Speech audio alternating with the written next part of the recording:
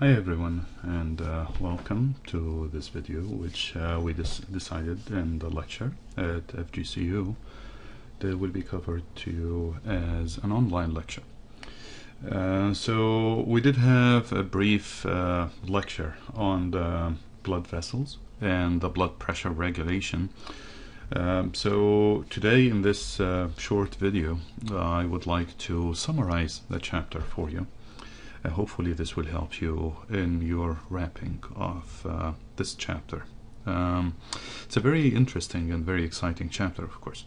We learned in our cardiac physiology how the heart is pumping the blood, and you can consider that you have a water purification system or something, and that water purification is pumping the blood, and now it's the time to distribute the water, not the blood but the water, into the neighborhoods, into the city. So you start with a major pipe and you start branching into smaller and smaller pipes all the way till you get to the individual homes and the individual faucets.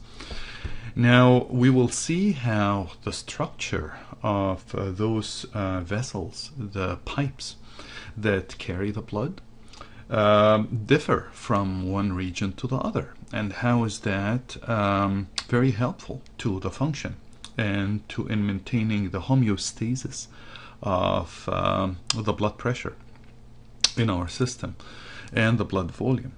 So with this kind of introduction, you need to also understand that the blood vessels are not static. They are highly kinetic. They can change their diameters. They can change their pores in some areas, like in the capillaries. And therefore they can aid in either raising the blood pressure, like when the arterioles are constricting, or they can aid in the return of the blood quickly to the right side of the heart if the venous return needed to be enhanced. And so we will see how that happens in this brief lecture, and then we will be able to appreciate how the regulation of the blood pressure and the regulation of the fluid balance inside those vessels take place. Now, in addition to the blood vessels, we can add another vascular system. It's not necessarily the blood, but it's the one that will clean up after the blood, and that's the lymphatic system. So we will see how it helps you draining the the additional extracellular fluid, and how problems in drainage of the extracellular fluid can result in serious swelling of the organs or the skin, what we call edema. So this is my introduction. Let's just go through some terms here, and we understand what is blood flow. We do need to understand that the blood is constantly reconditioned, and so it goes from the venous side, it goes to the pulmonary circulation to get reconditioned, to get oxygenated. It also constantly carrying stuff that you are absorbing from your intestine, and that needs to be distributed to the areas that demand this nutrition. And the blood is carrying lots of hormones, lots of signaling, and lots of the medicine. If you're taking some medicine, it will distribute it to everywhere that it needs to be distributed. So indeed, we need a good system where the flow can be distributed, but not evenly. There is a preference always. The areas of high demand, like the brain, would indeed demand more of the blood supply because they cannot live without oxygen.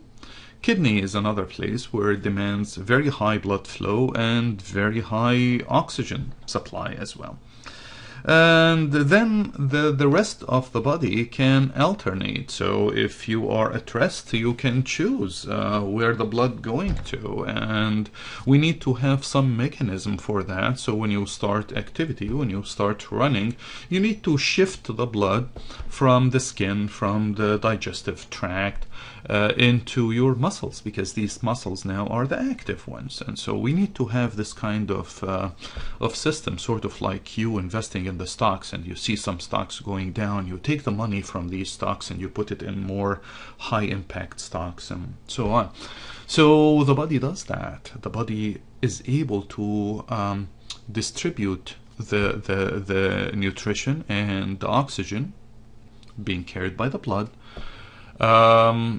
according to the metabolic demand of these organs. It's a very, very interesting phenomena, and we will talk about that when we specifically get to the arterioles.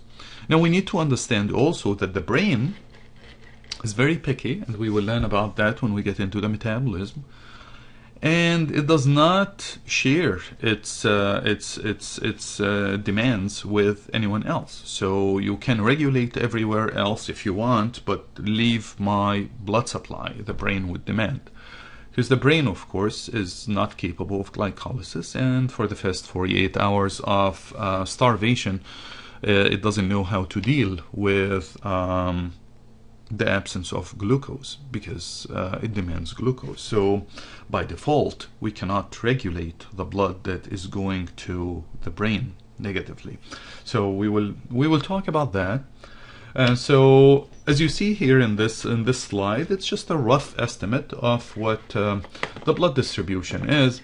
And although the digestive system is receiving about 21%, we can regulate this. We can reduce that if we don't need to. For example, when you are in a stressful situation, or what we will learn later in the autonomic nervous system, when you are firing the sympathetic system, it's not a time now to digest your lunch. It's time to run. It's time to use the energy for something else. And the kidney is one of the highest metabolic demand in the organs, and it receives approximately 20% of the blood flow. The brain is receiving a considerable amount of the blood flow, but it's also using approximately 20% of your energy. So this is a rough chart. You don't have to remember these numbers, because these numbers are variable, and it's not necessarily accurate when it comes to every single person. Okay, so like I said earlier, imagine if you have a water distribution system like you have here, and you have different fields. So this field is not growing anything. It would be waste of water resources if you would open a channel that is feeding this field here, which is empty. And let's say the field next to it has lots of crops that demand high water. Then of course you will make sure that you are opening more gates to irrigate that particular field, and so on. So you will be able to distribute the water according to the demands of these fields. That's exact same mechanism that we will see happening in our blood vessels. And when we get to the arterioles and the capillaries, we will be able to appreciate that better. But just let's keep that in mind, that our system is capable of redistributing the blood according to the demand of the tissue. So let's keep that in mind, okay? So let's get to the blood flow. Blood flow in a vessel. So imagine, as we talked about during the lecture, imagine juice flow through a straw. What would be, how would you consider the factors? What are the factors that you would consider important for the flow of juice in your straw? It depends how much are you pulling, how strong are you pulling. What does it mean when you pull on a straw? Well, it means you are creating a negative pressure, and the negative pressure is negative in comparison to the pressure that's in your cup. And therefore you created, and this is an important word here, you created a pressure gradient pressure gradient. And the pressure gradient is the differences between 2 points in pressure, and therefore the fluid will go from point A to point B, which is the lower pressure area. That's exactly what happens here. So the blood flow is, just like the juice or the soft drink, is directly proportional to the pressure gradient. We agree to this, right? The stronger you will be pulling on the straw, the faster the flow, right? And it will be also inversely proportional, to the vascular resistance. Okay? What does that mean? It means if the resistance gets higher, the flow gets less. Makes sense. So we did discuss during the lecture factors that can make the resistance higher.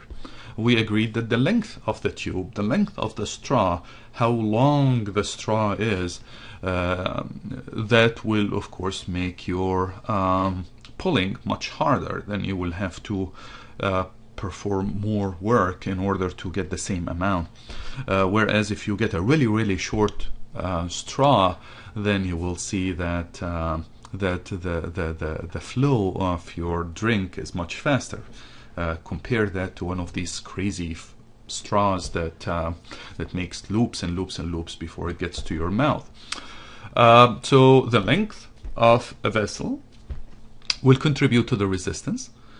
How thick is the drink you're drinking? If it's a soft drink or if it's milkshake, right? If it's milkshake, you will have to work a little harder because the flow now is being impaired by the viscosity of the drink you're having, right? And the third thing is the diameter of the vessel. Again, let's go back to the straw.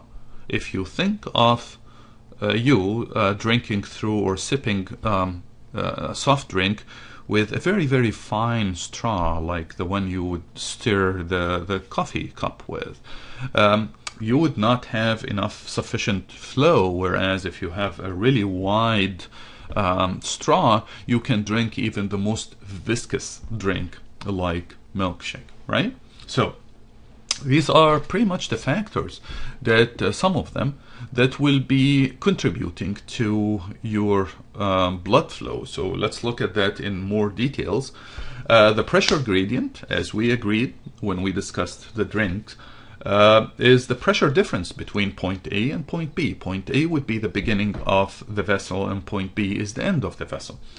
The blood flow from an area of higher pressure, of course, will go to the area of lower pressure. That's pure physics here. Now the resistance is how the opposition of the blood flow through the vessel is measured. Now there are three things, as I mentioned earlier.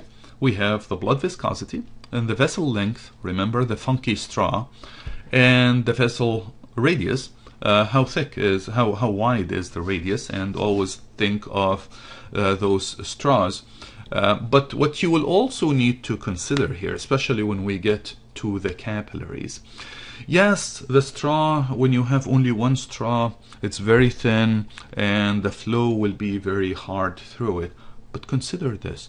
Let's say you put hundreds of these straws together and then you pull on them. Then it's granted that the flow through each of the individual straws will be low. Yes, but the flow collectively from all these straws that you put next to each other will be high.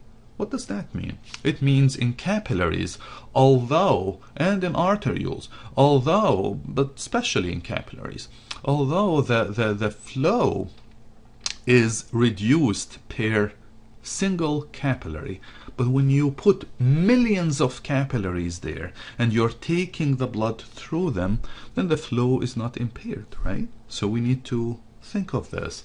And when we get back into the flow through the capillaries, I just want you to remember this factor. In physiology, really the more determinant factor for the resistance is the radius, because that is the most kinetic factor in our body. And you can't by any means change the length of your arteries. Just because you increase the demand for the flow, you can't make your artery shorter. You can't do that. Physically, you can't. And the viscosity of the blood is tightly regulated by the kidney and the osmotic receptors and a lot of things that are playing roles in this.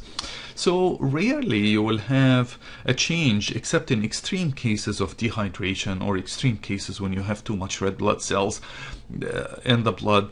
That's where your blood viscosity will be affected, will be more. And so the only factor that you really are capable of always continuously play with and modulate and change is the vessel radius, and we will see how that is achievable by smooth muscle fibers that are surrounding the arteries and the arterioles, but mainly we are playing when we get to resistance. It's really the arterioles that we will be playing with, and we will see how that happens in just a minute. Okay, so if we think of the vascular tree, where things start and where things end, so we have the main pipe. The main pipe will be the aorta that's pumping, and that will branch and will give us main arteries and then branching arteries, and the arteries will end with arterioles, and the arterioles will branch further into capillaries. There will be capillaries on the arterial side and capillaries on the venous side. Now, the only difference between them is not the structure, but it's the type of blood inside them. The arterial end of the capillaries, you will find oxygenated blood, and then the exchange of gas will happen, and then the venous blood will be carried by the afferent, the afferent ones, the afferent vessels that are taking the blood back to the heart, and these will be your capillaries, picking up the waste metabolites. So the capillary, sometimes we refer to as the capillary bed or the capillary network. There is arterial side, there is venous side, but please remember that they're both the same anatomy. It's just the quality of blood that's found inside them. So we get from the capillaries into the venules, little veins, and from the little venules into the veins, bigger veins, and then the major veins, which are the superior and inferior vena cava. Those will empty into the right side of the heart, and as we know, what happened next is that they go to the pulmonary circulation. They receive exchange of gas, and which we will study in great details when we get to the respiratory system, and then the blood is returning back into the left side of the heart, and so on and so forth. Okay, so that's our vascular tree. And this is again a picture to describe to you what's happening of what I just explained to you. Here is the left side pumping the blood into the aorta, branching into arteries. Arteries will give arterioles. This is a very simplistic drawing, of course. Arterioles will give capillaries. Capillaries will get the blood into the venous side, to the venules, to the veins, and the major veins, and then the right side of the heart. You need to understand one thing, however, from looking at this picture is the collective flow at any point has to be equal. So the collective flow through the aorta has to be equal to the collective flow on the arterioles altogether, all the arterioles, and has to be equal to the collective flow in the capillaries, has to be equal to the collective flow that is coming back to the heart, right? Because the same amount you're pumping in has to be the same amount you're bringing back. Otherwise, there is a loss somewhere. You start with 5 liters of blood and you end up with 4 liters of blood. That is not allowed to happen. So you have to maintain the flow constant. Whatever comes in has to come out again. You need to remember that. So even though the flow will be reduced per individual capillary, like here, because the diameter is very, very, very small, that should not affect the total flow, because we have millions. Remember the story of the straws that we put lumped together, and therefore we are able to allow more and more fluid to pass through. Okay, just keep this in mind, please. Okay, so let's start with the big guys, the arteries. Okay, now the arteries are specialized for this, for rapid transient pathways for the blood from the heart to the organs. What does that mean? Well, it means they are the main pipes, the main water pipes for that water purification unit that you have. And what's important about them, and as you will notice, is the following in the water pipes. If you look at the main water pipe, the pressure inside it is huge, right? So you really have to fortify, make sure that the walls of these big pipes are fortified, right? And you will also see that the diameter of these pipes are huge. Sometimes it's like several feet long or several yards long, just to make sure that the pressure is not lost and the pressure is maintained to be distributed in the entire city, right? So how do we make sure that we are fortifying these arteries? And now you need to just think about it. The heart is pumping huge amount, and we saw how the heart walls were. The walls of the heart were really thick, especially the left ventricle, because it's undergoing a lot of pressure. So if you imagine you're pumping this into a very thin aorta, very, very thin aorta, what do you think will happen? The aorta will rupture, right? Because it cannot handle this big pressure that you insert in. So we have to fortify that. What do we use for fortification? We use collagen fibers. These will give you the tensile strength that your arteries, the big arteries, are not going to rupture, not going to break, right? But at the same time, you also want your arteries to be compliant, right? This is a very important thing. You want the arteries to expand when they get the pressure, a little bit, not much, a little bit, and then when the pressure is reduced, then they recoil. And that's a very important thing, as we talked in the lecture. Why is that? Because that maintains your pressure to be constant. Your blood pressure is not 120 when the heart is contracting and 0 when the heart is not contracting. The diastolic pressure is really maintained by the elastic recoil. The elastic recoil, and we'll talk about that, elastic recoil of your arteries, right?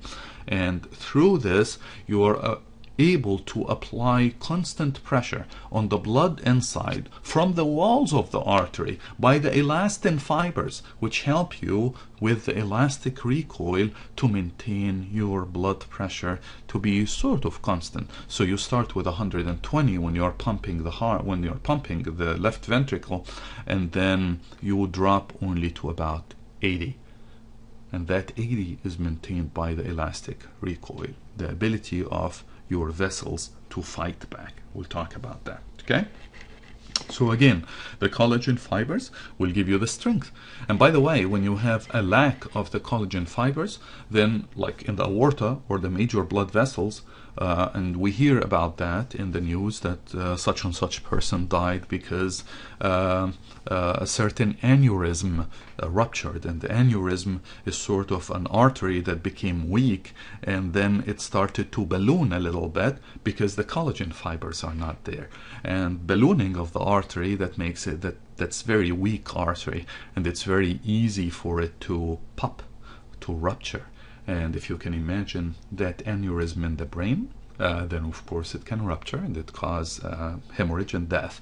And if that aneurysm is in the major artery, like in the aorta, and if it ruptures, that also will cause death. So this is just a side note to remind you of the importance of the tensile structures, the collagen fibers in the arteries. Okay, the elastin fibers will provide the elasticity, or what we call the recoil of the blood, the arteries back to the original diameter. Okay, so if we are to compare the blood vessels, and we're gonna come to the remaining blood vessels later on, but we'll see here in the arteries, in the big arteries, we will see a layer of endothelial cells. And these are sort of epithelial layer, but we call it here endothelial cells. And so they're single layer of squamous epithelium. and they're specialized a little bit, and they will have the basement membrane the regular way, and then following which we will have elastin fibers, important, and then we will have smooth muscle cells, and then we will have another layer of elastin fibers, and we will have a very strong collagen fibers layer, right? And that will make sure that although your artery will distend, but this distension is controlled and it's not going to balloon out. Okay? Now, you will see in a short bit, and we're not going to talk about it now, but in the arterioles, the pressure drops a lot when it comes to the arterioles. The pressure inside the arterioles, because suddenly you're changing the diameter, and of course the resistance is the highest here in the arterioles. And so all what you need here is the endothelium. They don't have the elastic recoil thing, but they have smooth muscles, and they have much thin layer of connective tissue. Not like what we are used to here in the arteries, much thinner layer. Okay, and we'll talk about the function of the arterioles later. When we get to the capillaries later on today, you will see we only have the endothelial layer and nothing else. Why is that? Because this is the place where the exchange of gases and nutrients will happen. And do you really want your gases to go through the endothelium, then your elastic fibers, then the smooth muscle fibers, then this, then that, and finally get to your tissue? Of course not. You want this fastest access, and you want even to have pores in them to make sure that everything goes quickly, because that's where the exchange of fluids, exchange of gas, exchange of everything happens at the capillaries. So it really makes sense that you strip the blood vessel from everything except the endothelial cells, because that's where you want the exchange of gases to happen.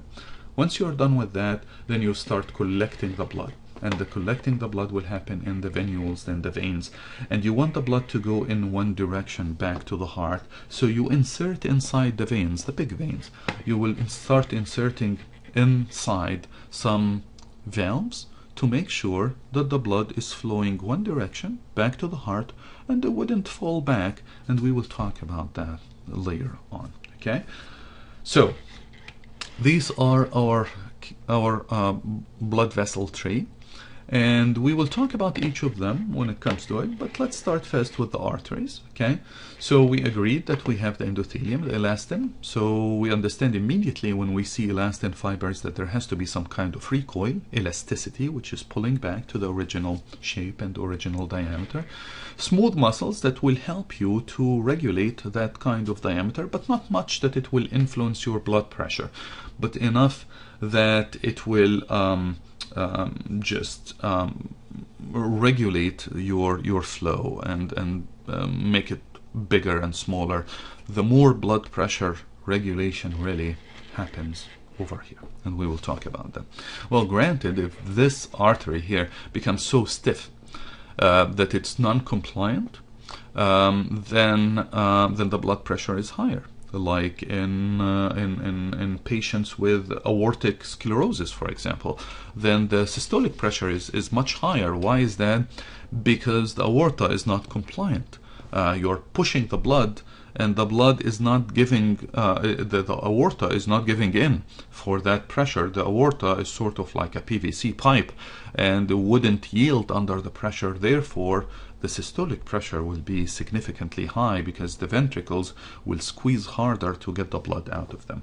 Anyhow, so let's look at the arteries. This is what I tried to tell you earlier. The major arteries, when they receive high pressure, high bolus pressure from the left ventricle, they will yield under pressure, and that's good because we don't want the pressure to be extremely elevated in these arteries. And that would be the systolic pressure that's going into the arteries, down the arteries.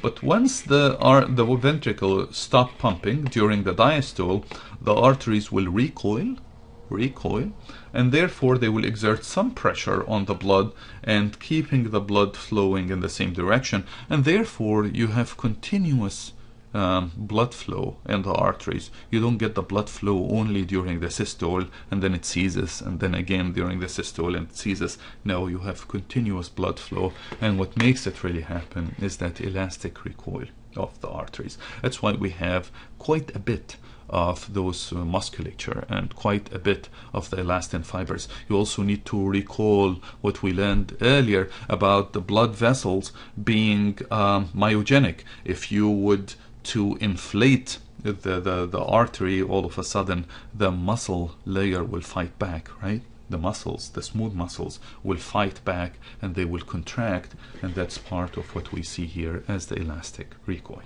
Okay? So, let's talk a little bit about the blood pressure before we start talking about the arterioles. Now, the blood pressure is the force exerted by the blood against the vessel wall. This is what it is defined. And it really depends on the volume of blood, just like the pressure inside your tire. It will depend on how much air in the tire and how flexible is your tire. If you have a very thin tire that can expand with more air you put in, the pressure is not going to build up. But if you have a very strong tire and you keep pushing air in, then of course the pressure will mount. So the pressure of the blood, it depends on A, the blood volume, right? B, the compliance of the blood vessel, right? Makes sense. So in case you have a problem, and we will learn about that when we get to the kidney and the electrolyte and the water balance, in case you have a problem and you start to retain sodium and you start to retain water, what do you think will happen when your blood volume explodes? Your blood pressure will go higher, right? Your blood pressure is going to go high. In the opposite, what do you think will happen if you are dehydrated and you're losing a very valuable volume of your blood? What do you think will happen? Your blood pressure will drop, right? So, remember, the blood pressure is related to two factors. One of them is the volume of the blood. Two, the compliance of the blood vessels. Now, the systolic pressure, as we said earlier, it's really the peak is exerted by the blood pressure, the blood that's ejected against the blood walls during the cardiac systole, which is the ventricular contraction phase. Average of which is about 100 millimeter mercury, and that of course is variable between different people. Now, the diastolic pressure, that's a lesser of the pressure between the two, and it's exerted when the blood vessels are recoiling back against the blood, and therefore it's lesser, but at least it maintains some kind of pressure going against the blood vessels to maintain the flow of the blood through these vessels. And the average is about 80, 70, 75. All of that is acceptable levels. Okay, so we can measure the blood pressure, and we did that in the lab, so I'm not gonna explain too much of it. And we can put sphygmomanometer, and as you saw, when we exerted the pressure on the arteries and we blocked the arterial flow completely in the arm, then we don't hear anything. And then when we release the valve, then we start hearing the initial thing we will start hearing. That will be the systolic pressure. When we hear a sound, that will be the systolic pressure. And then when the sound disappears, that ejection sound disappears, or the murmurs in your arm disappears, that will be the diastolic pressure. And we agreed that this is called Korthoff sounds. And here is how it happens. So when you have the pressure above 120, you're not listening to anything, and then when you start reducing the pressure, then you will start hearing hear this. Initially, when your pressure inside the cuff was that high, you didn't hear anything, and when you start hitting in below the systolic pressure, then you will start to hear some sounds. But then the minute you go below the diastolic pressure, then that sound of course will disappear. And that's what we did during our lab time. Okay, now here's a new term for us: pulse pressure. Well, now we agree that there is a pressure inside the artery during the systole that's high during the ventricular contraction phase, and there is another lower blood pressure inside the arteries during the ventricular relaxation. And we call that the systole, the high one, and the diastole, the different one. If your pressure inside the arteries was always constant, was always 80, do you think you will feel any movement of your fingers when you put your finger on an artery? No, because it's not pulsating. The definition of pulsation is that there is a change of pressure, periodic change or cyclic change of pressure inside the artery. So imagine if you would put your finger on a muscle tendon, for example. Nothing, you don't feel anything. You don't feel anything coming from a cord because there is no change of the pressure inside it.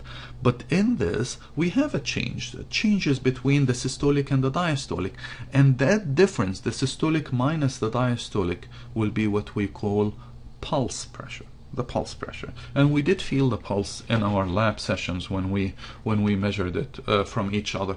Now, the pulse pressure can be used to calculate what we call the mean arterial pressure. And when you are a clinician, a cardiologist, you will understand that this is a very important assessment for your heart functions. And how do we calculate that? Well, we take the diastolic pressure, and then we can't add just simply the pulse pressure. We add a third of it. Why is that? Because the systolic blood pressure the systolic period is much shorter than the diastolic period. So it's unfair to calculate the blood pressure based on only the systolic or only the diastolic. So if we take an average, since the diastole is lasting much longer than the systole, then they came with this formula that the mean arterial pressure is the diastolic pressure plus a third of the pulse pressure. So that means if we calculate it this way, then that will mean the mean arterial pressure will be approximately 93 millimeter mercury. Okay, so that's an important term to understand and to remember, the mean arterial pressure. Again, it is calculated by adding the diastolic pressure plus a third of the pulse pressure. That's how you calculate your mean arterial pressure. Okay, so let's get through this. All right, so what did we learn so far? We learned about the arteries, and we understand that they have something called the compliance and the recoil, and the importance of this in maintaining the blood pressure. But just keep in mind this is very important. Keep in mind that the blood pressure inside the arteries is huge, right? 120 by 80, that's really big. And if you think that this pressure will be allowed to reach the capillaries, and if you remember from the picture I showed you earlier, the capillaries had almost no walls. The capillaries had very thin walls, just endothelium.